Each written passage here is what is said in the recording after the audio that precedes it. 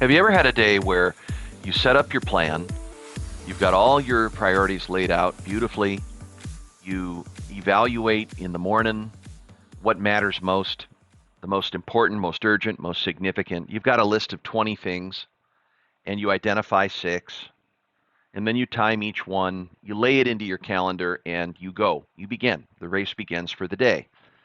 And all of a sudden, you start experiencing a whole set of interruptions. You get a deluge of questions.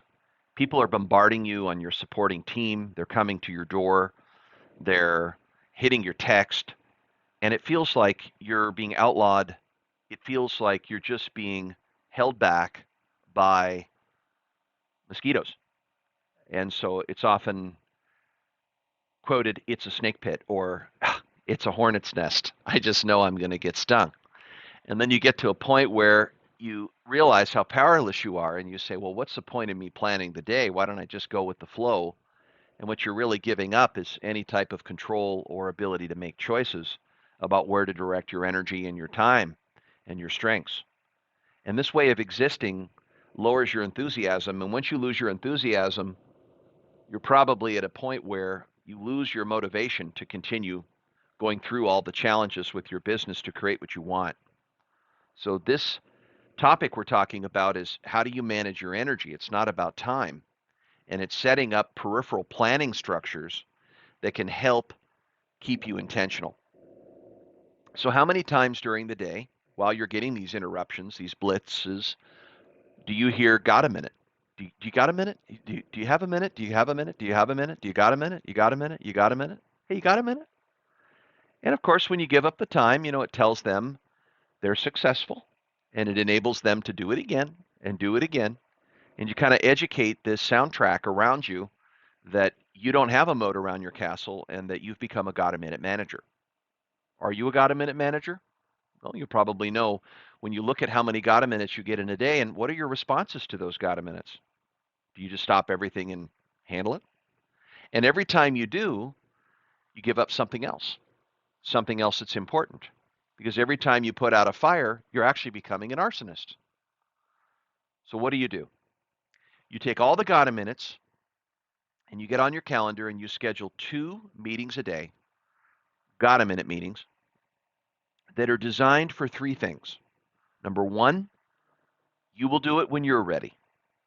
You're on your own terms, and that people around you deserve to have your very, very best. Not when you're halfway, not when you're partially able to attend, but when you're fully intentional about helping with the got a minute items.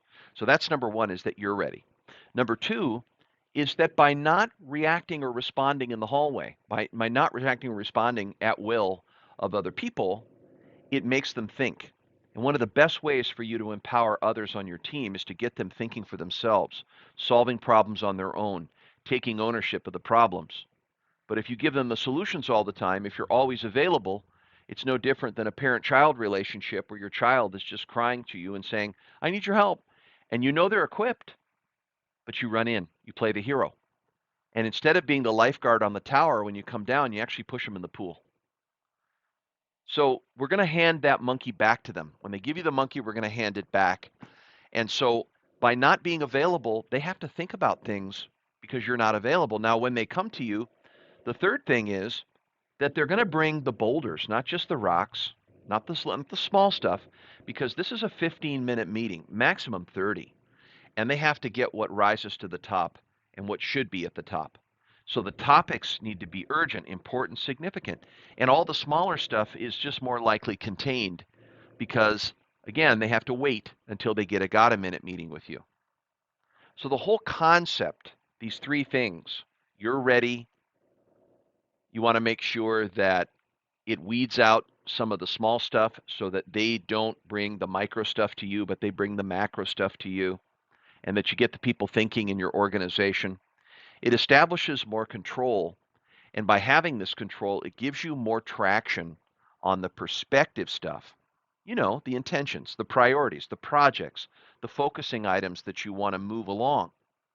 So if you're finding yourself scoring your performances every day, you're trying to execute brilliance, and you're being tripped up, check out the Got a Minute meeting. What I recommend is you put 2 on your calendar per day. Give your team the purpose, the process, and the payoff. Ask them to put it together with you for 30 days. It's not a flavor of the month. And reduce yourself from being a got-a-minute manager. And what you'll notice is that you will be a different manager. You'll be a manager who enjoys what they do.